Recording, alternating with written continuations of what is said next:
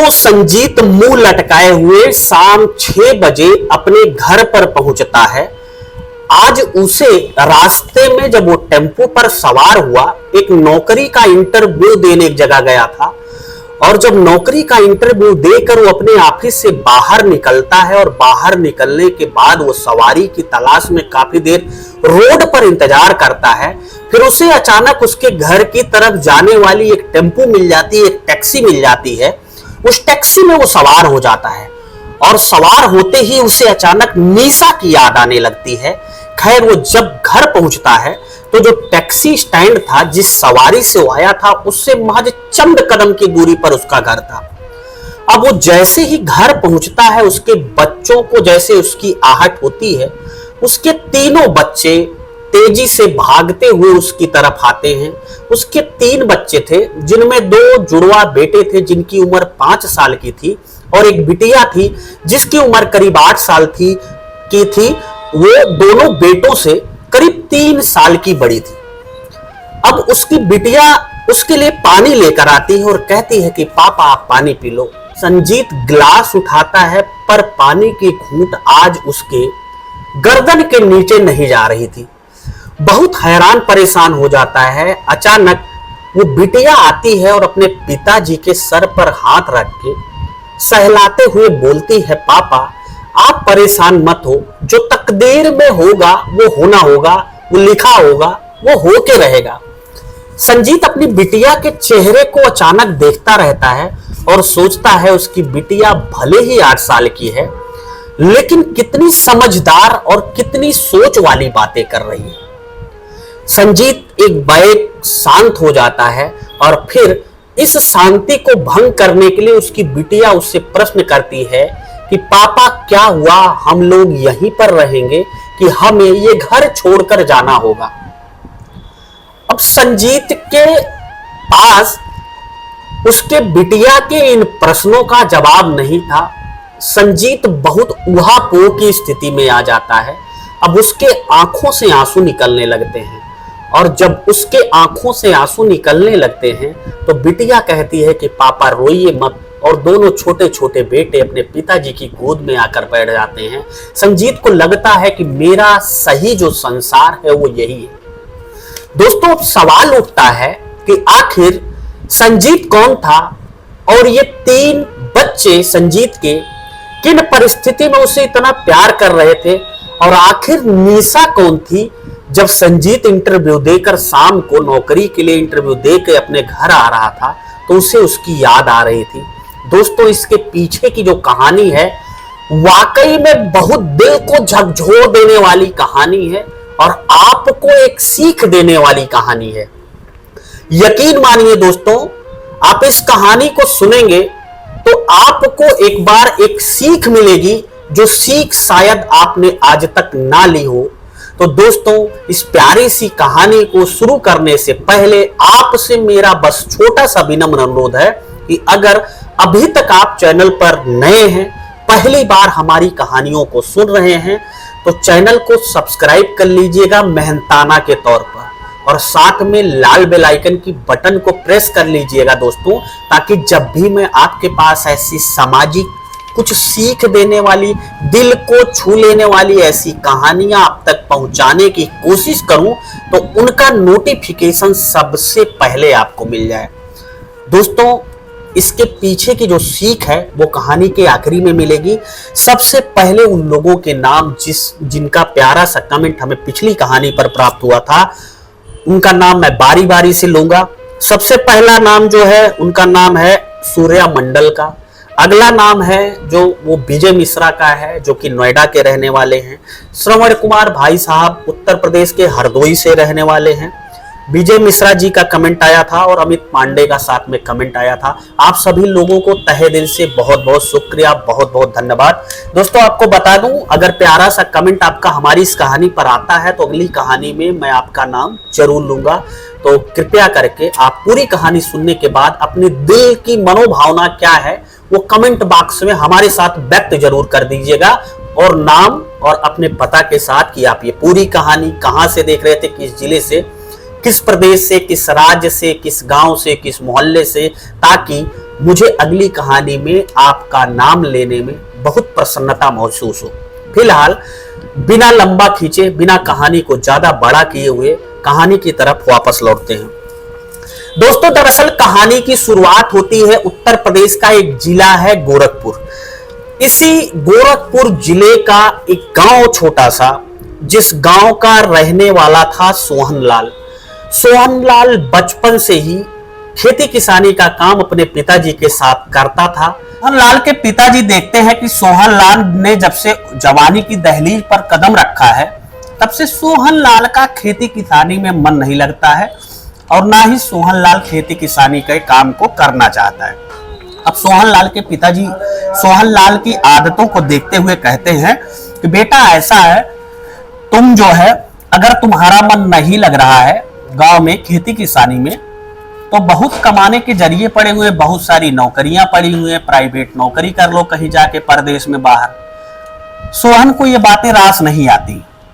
सोहन कहता है कि नहीं पिताजी, मैं बाहर जाके नहीं, यही खेती किसानी का काम करूंगा। लेकिन सोहन के पिताजी कहते हैं कि बेटा, यहाँ खेती किसानी से अब काम करने चलने वाला नहीं है, जमाना पूरी तरीके से चेंज हो चुका है। इसलिए आने वाले समय में, आने वाले भविष्य में अगर तुम अपना भला चाहते हो और अपने आप को एक सफल इंसान देखना चाहते हो, तो बाहर चले जाओ। तुमने ठीक ठाक पढ़ाई की हुई है और बाहर जाके कहीं अपना सेटल हो जाओ, कहीं नौकरी जॉब धंधा कुछ ढूंढ लो। यहाँ गांव में कुछ है नहीं, सिर्फ क्लेश, राजनीति और चौराहेबाजी के अलावा। वो कहता है कि ठीक है पिताजी। अब सोहन जो है धीरे धीरे समय काटने लगता है। वो अहमदाबाद कमाने के लिए जाता है, लेकिन अहमदाबाद में उसका जो है व्यवस्था बन नहीं पाती है। व्यवस्था बन नहीं पाती, 3-4 महीने जाता है, कमाता है, उसके बाद वापस चला आता है। उसके बाद जब वापस आ जाता है तो गांव वाले मजा लेना शुरू करते हैं कि क्यों सोहन भाई वापस आ गए। वो कहता है कि हाँ भाई वापस आ गया, मेरा काम में मन नहीं लगा। अब उसके पिताजी भी इन सब बातों को जब सुनते हैं तो गांव में उनके बेटे का मजा ले रहे हैं, वो परदेश गया था तो। अच्छा, सोहनलाल को भी ये बातें बहुत नागवार गुजरती हैं। अब सोहनलाल मारे गुस्से के अपने पिताजी से कहता है कि पिताजी, मैं दिल्ली जाना चाहता हूँ। दिल्ली वो कमाने के लिए आता है। करीब 10-15 दिन रहता है अपने एक मित्र के पास। एक मित्र उसे एक फैक्ट्री में नौकरी लगवा देता है, लेकिन चूंकि गांव में उसने खेती किसानी का काम किया था, मजबूत था, श्रमिक कार्य कर सकता था, लेकिन उसका मन दिल्ली में लगता नहीं। वो घर चला जाता है और जब घर पहुंचता है तो कई लोग उसका फिर से उपहास उड़ाना शुरू करते हैं। और जब उसका उपहास उड़ाना शुरू करते हैं तो अपने मन में प्रण बना लेता है कि अब वो जाएगा तो वापस नहीं आएगा, कुछ इंसान बनकर ही आएगा। जो भी होगा, अब वो परदेश में ही रहेगा और एक अच्छा खासा मुकाम, सफल इंसान बनकर ही लौटेगा। लेकिन फिर उसके इस पूरे सपने में एक बाधा बनकर आती है। वो बाधा बनकर आती है कि चूंकि वो जवान हो चुका था, तो सोहनलाल के पिताजी को कई लोग कहते हैं कि भैया ऐसा है, लड़का जवान हो चुका है और इसकी शादी कर दो। इसकी शादी कर दोगे तब ये परदेश में रह जाएगा और इसकी लुगाई को, इसकी पत्नी को, इसकी वाइफ को इसके साथ भेज देना। अब सोहन के पिताजी को लगता है कि जो गांव वाले कह रहे हैं वो सही कह रहे हैं। तो सोहन से कहते हैं सोहन के पिताजी कि बेटा, तुम कमाने मत जाना, तुम्हें कमाने की कोई जरूरत नहीं, अब मैं तुम्हारी पहले शादी करूंगा फिर तुम कमाने जाना। सोहन कहता है कि नहीं पिताजी, अभी शादी नहीं करूंगा, मेरा कोई मूड नहीं है। लेकिन पारिवारिक दबाव और लोगों के दबाव की वजह से एक अच्छी लड़की मिल जाती है, सोहन की शादी हो जाती है। अब सोहन कुछ दिन गांव में जिंदगी गुजारता है, लेकिन उसकी पत्नी जो मिली थी वो बड़ी खुश मिजाज, शौकीन मिजाज की आदमी। अब उसकी पत्नी जो है वो कहती है सोहन से कि चलो परदेश चलते हैं। अब चूंकि वो परदेश 1-2 बार दिल्ली जा चुका था, वहां का उसको कुछ आइडिया था। अब सोहन अपनी पत्नी को लेकर दिल्ली चला आता है और दिल्ली में ही रहने लगता है। दिल्ली में उसका धीरे धीरे समय गुजरने लगता है और समय गुजरते गुजरते कई साल गुजर जाते हैं। इन कई सालों में उसने एक बेटे को जन्म दिया, जिस बेटे का नाम होता है संजीत। संजीत देखने में बहुत ठीक ठाक, पढ़ने में भी ठीक ठाक। जब पैदा हुआ उसके बाद पढ़ाई करना शुरू किया।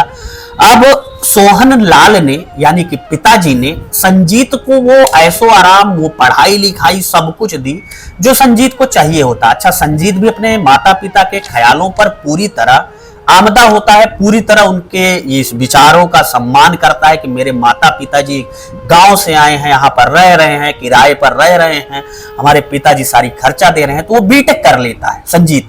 और जब बीटेक कर लेता है, अब धीरे धीरे समय जो है वो बदलता जाता है। अब संजीत की जो माँ थी, यानी कि जो सोहन की पत्नी थी, वो कहती है कि हमें कई साल हो गया, 20-25 साल हो गया, 30 साल रहते हुए दिल्ली में, हमें एक मकान खरीद लेना चाहिए। अब चूंकि संजीत की पढ़ाई लिखाई में और फिर बाद में संजीत की शादी होती है, उसमें पिताजी ने सारी दौलत लगा दी थी, लेकिन जो कुछ दौलत बची थी उस दौलत से उन्होंने एक प्लाट खरीद लिया। अच्छा, जब प्लाट खरीदा, जब कुछ दिन बाद रजिस्ट्री वगैरह हुई, रजिस्ट्री के बाद जब ये लोग वहां घर बनवाने गए तो इन्हें लगा कि ये पूरी तरीके से ठगे गए हैं। उस प्लाट पे तो किसी और का कब्जा है और उस प्लाट पे तो किसी और की रजिस्ट्री है। अब इस गम में, इस खेद में माता पिता दोनों बीमार रहने लगते हैं, क्योंकि उनका पैसा पूरी तरीके से जा चुका था और इधर जो है उनके हाथ में प्लाट भी नहीं आया था। अब माता पिता उसी गम में जो है वो धीरे धीरे स्वर्गवासी हो जाते हैं, लेकिन स्वर्गवासी होने के पहले उन्होंने संजीत की शादी कर दी थी। संजीत अब बीटेक करने के बाद एक अच्छी खासी कंपनी में नौकरी करने लगा था। संजीत की वाइफ जो होती है निशा, वो जितनी खूबसूरत थी उतनी बुद्धिमान और उतनी ही ज्यादा काम करने वाली महिला। अब इनकी एक पीढ़ी, यानी कि पिताजी गोरखपुर से दिल्ली आए, दिल्ली में उन्होंने अपना सब ऐसे पूरा चलाया, उन्होंने बेटे संजीत को जन्म दिया। अगली पीढ़ी चल रही है संजीत वाली। संजीत की भी अच्छी खासी जिंदगानी चलती रहती है। खैर, ये लोग किराए के कमरे में, किराए के घर में अपना जीवन जैसे तैसे बसर कर रहे थे। अब संजीत को धीरे धीरे समय के साथ, उसकी शादी को कई साल हो जाते हैं, संजीत और निशा का जो प्रेम था, जो दोनों का मनोभाव था, जो दोनों का आदतें थी, वो बहुत मेल खाती थी। दोनों में कहने का मतलब बहुत अच्छा खासा प्यार होता है। संजीत निशा शायद ही कभी ऐसा होता होगा जब एक दूसरे से गुस्सा होते हुए लड़ाई करते, और फिर धीरे धीरे जब समय बीतने लगा, 7-8 साल शादी को हो गए, 3 बच्चे, 2 जुड़वा बेटे और एक बेटी। बेटी खैर 3 साल पहले पैदा हो चुकी थी। इनके जीवन में आते हैं। दोस्तों, कहते हैं ना कि जब किसी के ऊपर कोई समस्याएं आनी होती हैं तो एक ही समस्या नहीं आती, एक समस्या के साथ कई समस्याएं और उत्पन्न हो जाती हैं। अब ये परिवार जो है, इनका हंसी खुशी जिंदगी बहुत अच्छी तरीके से कटती रहती है, किसी प्रकार की कोई दिक्कत परेशानी नहीं। और अब जो है संजीत एक दूसरी कंपनी में जॉब पा जाता है, वहां पर उसकी सैलरी ज्यादा होती है। अब उसकी पत्नी निशा उससे कहती है कि संजीत देखो, पिताजी ने एक प्लाट खरीदा था, उसमें वो फंस गए थे, और हमारी एक पीढ़ी पिताजी वाली गोरखपुर से आने के बाद यहाँ पर पूरी जिंदगी अपनी गुजार बसर कर देती है। उन्होंने कुछ नहीं बनाया। खैर, उनके तो तुम एक अकेले लड़के थे और जागरूक थे, पढ़े लिखे थे, होनहार थे, तुम्हें नौकरी मिल गई, लेकिन आने वाले समय में हमारे 3 बच्चे हैं, 2 बेटे हैं, बिटिया है, बिटिया की तो मान लो शादी कर दूंगी, वो अपने घर चली जाएगी, लेकिन बेटों का क्या होगा? ऐसे हमें कोई मकान देखना चाहिए। अब ये लोग थोड़ा पैसा जो इकट्ठा किए रहते हैं, निशा अपने गहने जो है वो गिरवी रख देती है। घर देखते हैं टूटा फूटा सा, पुराना सा, जो घर राजा की तरह बहुत लग्जरी, बहुत अच्छा तो नहीं था, पर इनके घर गुजारने, जीवन गुजारने लायक था। 2 कमरे, बैठने की जगह, बरामदा वगैरह ठीक ठाक, पुराना सा घर। ये लोग 25 लाख रुपए में लोन करवा के घर खरीद लेते हैं, और घर खरीदने के बाद कुछ दिन बाद ही घर का गृह प्रवेश होता है। संजीत की खुशी का ठिकाना नहीं था, संजीत की वाइफ निशा के भी खुशी का ठिकाना नहीं था। सारे नात रिश्तेदार इकट्ठा होते हैं, बाकायदा गृह प्रवेश होता है, सब लोग हंसी खुशी अपना जीवन गुजारने लगते हैं। संजीत को भी ये लगता है कि उसके पिताजी ने जो कुछ उसके जीवन में नहीं किया वो उसने कर लिया। कहने का मतलब अपने पिताजी के सपनों को उसने साकार कर दिया। लेकिन अनहोनी कब किसके साथ घट सकती है, कब घट जाए, क्या हो जाए, कुछ कहा नहीं जा सकता जीवन का। अब होता क्या है दोस्तों, अचानक एक दिन निशा की तबीयत, संजीत के पत्नी की तबीयत खराब हो जाती है और उसे हॉस्पिटल एडमिट कराया जाता है। अब जब हॉस्पिटल एडमिट कराया जाता है तो डॉक्टर उसका चेकअप करते हैं, बताते हैं कि उसे निमोनिया हो गई है, और निमोनिया नॉर्मल नहीं है, कमजोर निमोनिया नहीं है, उसे निमोनिया ने पूरी तरीके से जकड़ रखा है और उसके दोनों फेफड़े पूरी तरह निमोनिया से संक्रमित हो गए हैं। ऐसे में जान जाने का भी खतरा है। अब उसके पास, चूंकि उसने अभी कुछ दिन पहले घर लिखवाया था, मकान लिखवाया था, ऐसे में उसके पास जो कुछ सेविंग के नाम पर कुछ पैसे बचे होते हैं, उन पैसों से अपनी वाइफ की दवा करवाता है। लेकिन 1-2 दिन बाद उसकी वाइफ हमेशा के लिए दुनिया को छोड़ जाती है। और जैसे ही डॉक्टर हॉस्पिटल से बाहर आते हैं, ये बातें उसे बताते हैं, उसके पैरों के नीचे की जमीन खिसक जाती है। वो सोचने लगता है कि उसके 3 छोटे छोटे बच्चे हैं, किनके सहारे अब वो जिएंगे और कैसे इनकी परवरिश कौन करेगा, कैसे क्या गुजारेगा। उसके दिमाग में बहुत सारी चीजें नाचने लगती हैं, लेकिन होनी को कौन टाल सकता है। अब तो जो होनी थी वो हो चुकी।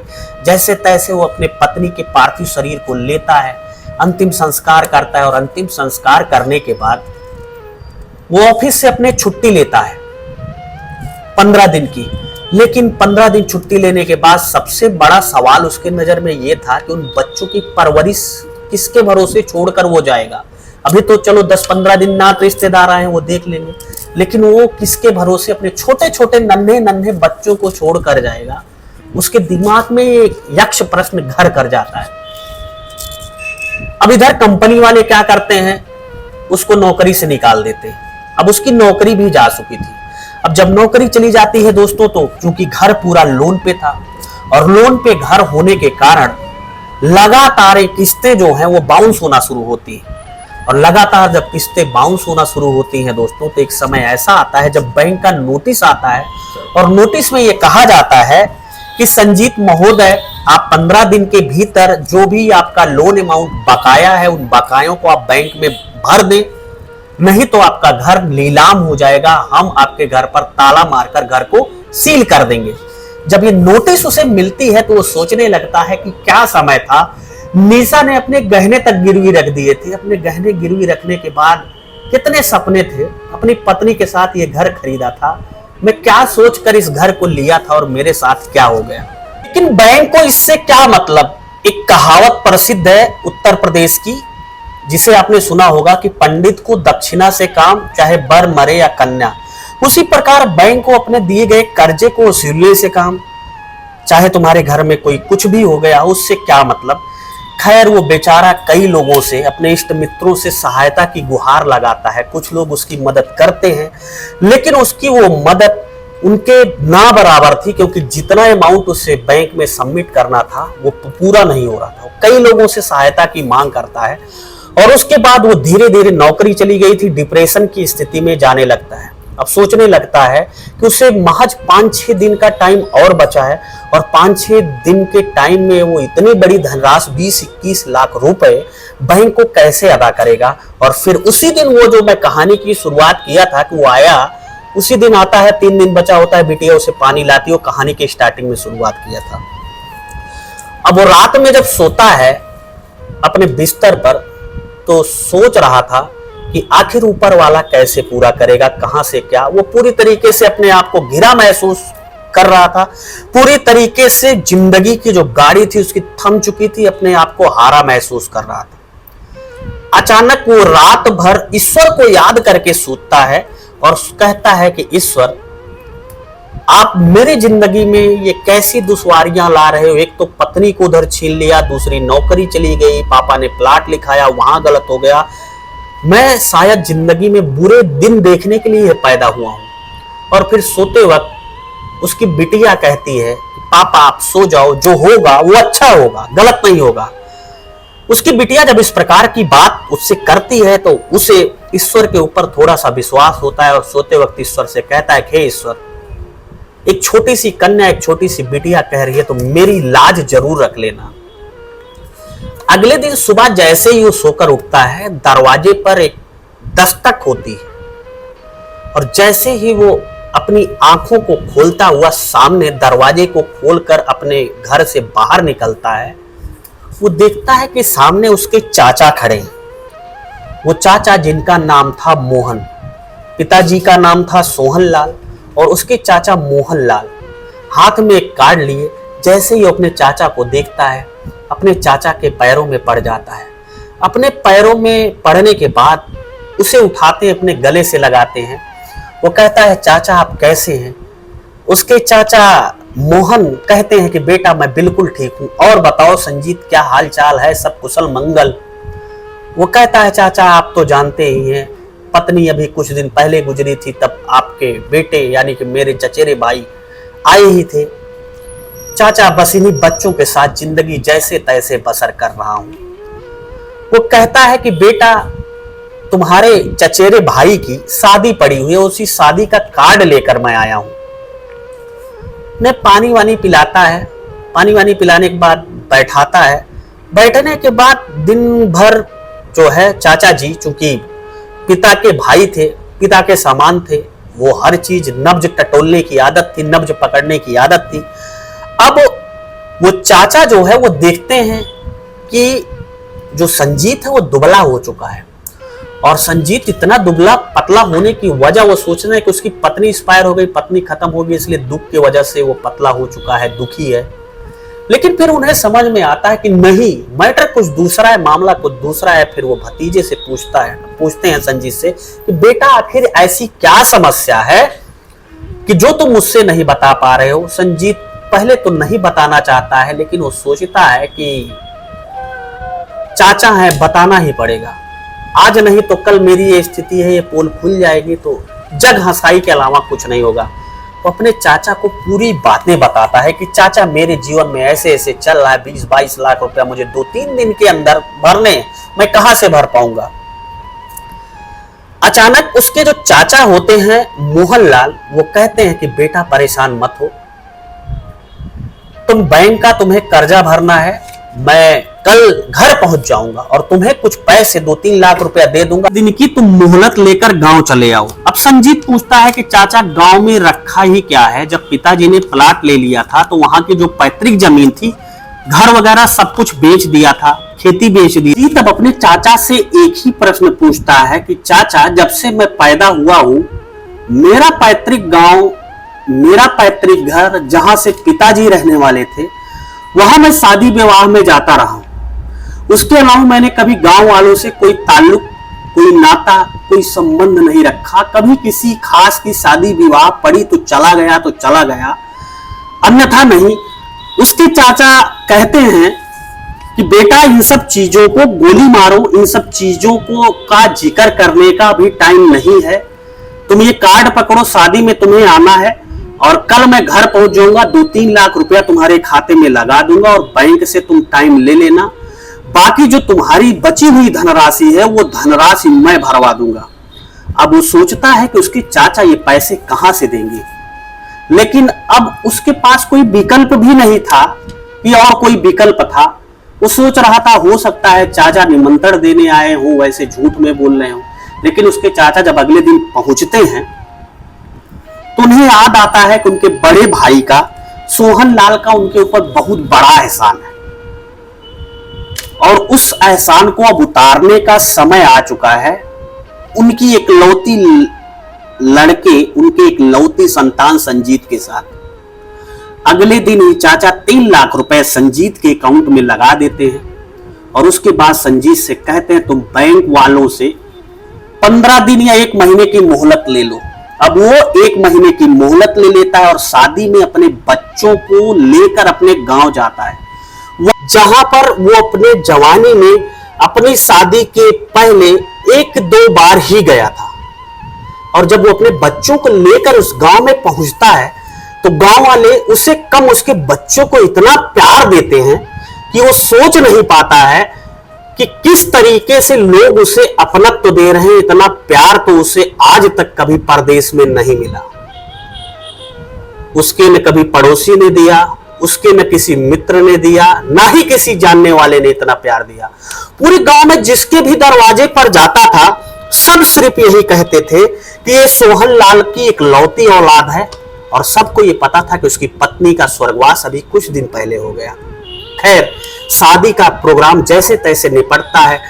अब जब 10 दिन वो लगातार वहां पर रह लेता है, उसके बाद कहता है कि चाचा, अब मुझे दिल्ली जाना पड़ेगा। उसके चाचा कहते हैं कि बेटा, तुम्हारे पैसों का इंतजाम करना नहीं, तुम्हारे पैसों का इंतजाम हो चुका है।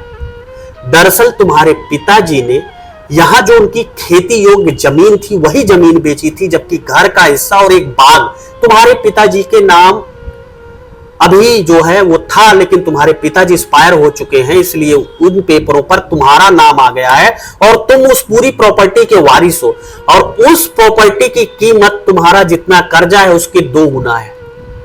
अब जब ऐसी बातें सुनता है तो खुश हो जाता है और उसके बाद उसमें से आधी प्रॉपर्टी वो बेच के अपने कर्जे को भर देता है। और कर्जे को भरने के बाद उसके चाचा कहते हैं कि बेटा दिल्ली में तुम्हारा खुद का मकान हो गया है, अब तुम अपनी जिंदगी यहां आराम से गुजारो। लेकिन वो अपने उस घर को, अब चूंकि पूरा कर्जा भर दिया तो घर अब उसका अपना हो गया, उस कमरे को, उस घर को वो किराए पर चढ़ा देता है और सीधा अपने गांव की तरफ निकल जाता है और बची कुची जिंदगी वो अपने गांव में ही काटने लगता है। दोस्तों, ये थी छोटी सी पूरी कहानी। इस कहानी को सुनाने का उद्देश्य ये था कि हमारे गांव से, हमारे पड़ोस से, हमारे मोहल्ले से जब हम जवान होते हैं, जब हम बड़े होते हैं, बहुत से ऐसे लड़के बाहर परदेश कमाने के लिए आते हैं और आने के बाद यहां पर सफलता के पथ पर अग्रसर होते हैं। बहुत लोगों को सफलता मिल भी जाती है, उनके लड़के बच्चे भी शहर में रह जाते हैं और बहुत सारे ऐसे लोग आपने देखे होंगे कि जब वो सफल हो जाते हैं तो शहर की तरफ से वो कभी गांव की तरफ जाने का मन ही नहीं करते। उनका जो है गांव से कोई लगाव ही नहीं रहता। आपने लॉकडाउन के समय में देखा, जो कभी गांव, बहुत सारे ऐसे लोग गांव पहुंचे जिन्हें गांव से कभी मतलब नहीं था, वो गांव को भला बुरा कहते थे। जबकि हकीकत यह है कि जड़ जो है वो हमेशा जड़ ही होती है। जो अपना गांव घर है वो अपना गांव घर ही होता है। जब आप मजबूरी के दिनों में, दुश्वारियों के दिनों से गुजर रहे होंगे तो चाहे कोई साथ दे या ना दे शहर का, लेकिन उस गांव का, आपका हर एक व्यक्ति, आपके पिताजी का, आपका जानने वाला हर एक व्यक्ति आपके कंधे से कंधा मिलाकर खड़ा होगा, क्योंकि गांव में लोग आपको आपके पिताजी के नाम से जानते हैं, ना कि मकान नंबर से। दोस्तों, इसलिए आप शहर जाइए, शहर में खूब कमाइए, धंधा करिए, बिजनेस करिए, खूब आगे बढ़िए। अपने बीवी बच्चों को भी साथ में रखिए, लेकर आइए, बच्चों को अच्छी तालीम दीजिए, अच्छी शिक्षा दीजिए, उन्हें खूब आगे बढ़ाइए। लेकिन अपनी जड़ से, अपने उस गांव से, अपनी उस जन्म भूमि से कभी भी लगाव मत तोड़िए, दूरी बनाकर मत रखिए, क्योंकि कहा गया है कि अपने तो अपने होते हैं। तो दोस्तों, ये पूरी कहानी आप किस जिले से देख रहे थे, किस प्रदेश, किस राज्य, किस गांव, किस मोहल्ले से देख रहे थे, ये जरूर बता दीजिएगा। पूरी कहानी के बारे में आपका क्या कहना है ये भी हमें जरूर बता दीजिएगा अपने नाम और पते के साथ। मिलता हूं ऐसी ही एक दिल को छू लेने वाली सामाजिक कहानी के साथ आपको जल्द ही। मेहनताना के तौर पर चैनल को सब्सक्राइब कर दीजिएगा। तो मिलता हूं एक नई कहानी के साथ आपको जल्द ही। तब तक के लिए जय हिंद, वंदे मातरम।